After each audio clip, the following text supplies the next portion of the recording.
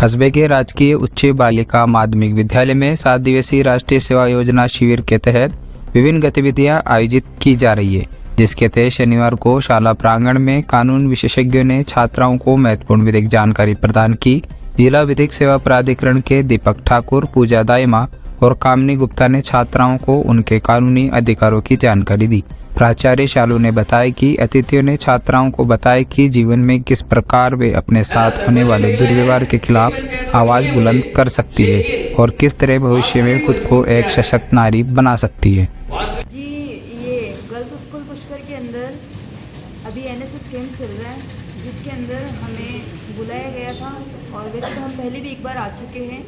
यहाँ पे बच्चियों को कानूनी और लीगल अधिकार वगैरह इनके जो सामाजिक अधिकार हैं उन सभी की जानकारी देने के लिए फिर एज ए गेस्ट हमें वापस बुलाया गया था, जिसके अंतर्गत आज हमने इन बच्चियों को इनके विधिक अधिकारों के बारे में जानकारी दी है कि क्या इनके विधिक अधिकार हैं, किस तरीके से इन्हें अपने जीवन में अपने अधिकारों का प्रयोग करना है।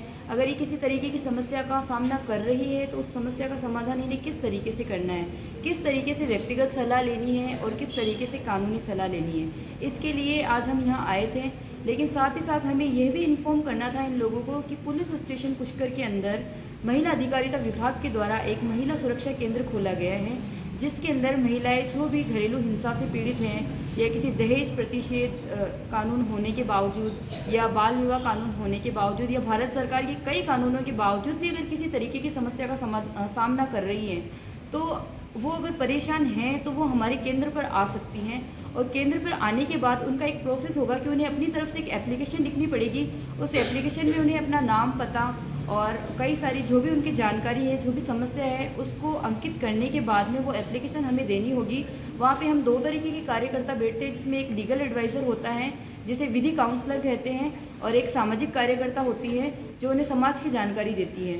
तो वहाँ उन्हें बिठाकर उनकी काउंसलिंग की जाती है कि वो किस तरीके की समस्या का सामना कर रही हैं। जब उनकी हम समस्याएं सुनती हैं तो उन्हें जो भी अगर कानूनी सहायता चाहिए होती है तो हम उन्हें कानूनी सहायता देते हैं। अगर व्यक्तिगत सहायता चाहिए होती है तो सामाजिक कार्यकर्ता उन्हें व्यक्तिगत सलाह देती है कि समाज में उनसे अब किस तरीके से निर्वहन करना है और उनकी समस्याओं का हम समाधान करते हैं। इसी माध्यम से हम उनकी काउंसलिंग भी करते हैं। काउंसलिंग की हम उन्हें डेट्स भी देते हैं कि 1-2 डेट्स के अंदर हम उनका पूरी तरीके से मामले का निपटारा कर देते हैं और रिपोर्ट उनके हाथ में सिर्फ उन्हीं के हाथ तक देते हैं और दूसरी रिपोर्ट हमारे पास में रखते हैं, क्योंकि इसका मुख्य उद्देश्य है गोपनीयता बनाए रखना। और गोपनीयता ऐसी है कि जिस व्यक्ति की समस्या है वो समस्या केवल उनके बीच में और हमारे बीच में रहे, कहीं और ना जाए। और फिर दूसरी बात ये है कि वहाँ पे सरकार की तरफ से महिला अधिकारिता विभाग की तरफ से या फिर अन्य किसी भी विभाग की तरफ से कोई भी चार्ज नहीं रखा गया है। ये सेवा उनके लिए बिल्कुल फ्री है।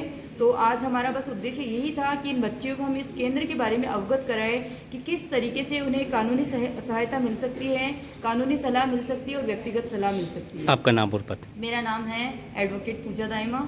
मैं विधि काउंसलर हूँ पुलिस स्टेशन पुष्कर में।